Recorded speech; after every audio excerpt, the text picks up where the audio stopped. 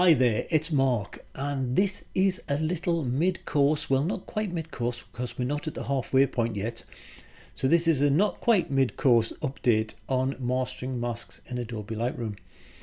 Thanks to everyone who's subscribed to the channel thus far, and for those who've left comments and notes and questions. Some of your questions have already been answered in the episodes, and we will continue to do that because I have recorded episode 3 and it is out on Thursday this week, so that is the 5th of February, and there's still time for questions to be posted, which I can then record into future episodes. There's going to be about 6 or 7 in the series.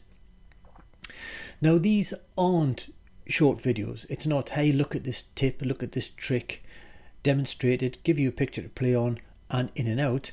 This is more of a course, so it's sure and steady. We take our time, we work from the basics onwards. Every week I'll give you an overview of what we're going to be covering.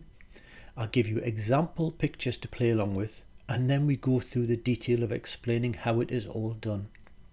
Now of course you don't have to sit down at any one go and spend 30 minutes or 37, which is coming out this week, in one go. They're structured in such a way that you can do it piecemeal. I've started putting chapter markers in, so the one that comes out on Thursday has 5 editing challenges, and I've got chapter markers in so you can jump straight to them. The challenges, by the way, are I show you a picture, I show you how I have edited it, and it's not for you to copy me, it's to give you an idea of what to do. You then take what we've learned so far in masking to try and achieve the same results, and then we compare notes. It's a good way, rather than handhold and show you copy me, copy me, copy me, follow me, follow me. It's a case of have a go at this, and then we have a look at how I did it, which is at least one way of doing it. I don't profess mine is the best way. It's just one way, because there are many roads lead to Rome, which is Lightroom. Here's an example. So this week we'll be looking at this picture of a lioness sculpture in a park in Newcastle, and we'll be doing that with just less than 5 masks. There's no other editing. In fact, all of these examples I'm showing you now are roughly 3 masks.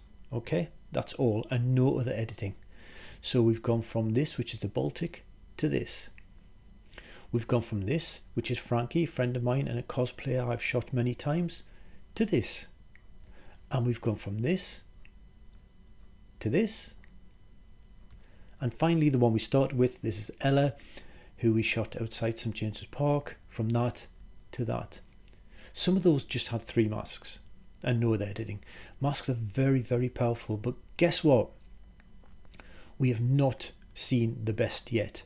So in episode 1, if you're seeing this for the first time, in episode 1 we learned how to play along, how to get the materials, how to download the photos I provide, how to use them, where masks live, and we did some quick masking and some quick adjustments.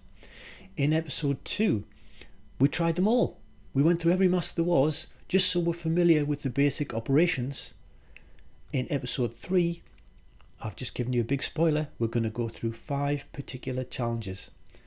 And that sets us up for episode 4 and beyond, because in episode 4 we'll start looking at intersecting masks.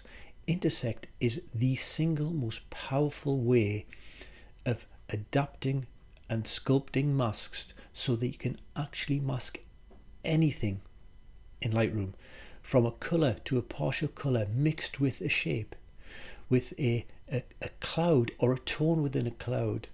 There's all sorts of things you can do once you start intersecting masks, which means that you can virtually mask anything. But that, keep our powder dry, is the week after. This week it's editing challenge week. So thank you everyone for subscribing so far. Thank you for the comments and questions. Keep them coming in. I'll keep rolling this out. We've got about 6 or 7 episodes in total, and yeah, let's enjoy. I'll see you all on Thursday with episode 3. Bye for now.